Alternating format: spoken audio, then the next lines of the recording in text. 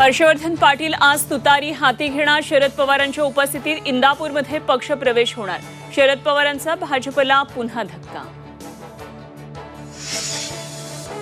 अजित पवार शिरूर मतदारसंघातून विधानसभा लढणार असल्याची सूत्रांची माहिती. बारामतीतून निवडणूक न लढण्याचे दिले होते संकेत. मुंबईत मवियाचा आजपासून 3 दिवस पुन्हा मंथन. जागा वाटप अंतिम होण्याची शक्यता.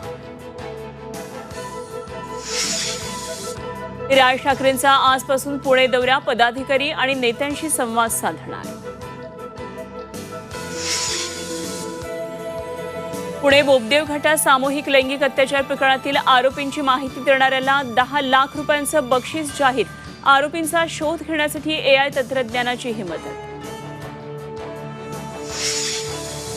मुंबईतील मेट्रो 3ची सेवा आजपासून सुरू होणार. सकाळी 11 वाजता धावणार पहिली भुयारी मेट्रो.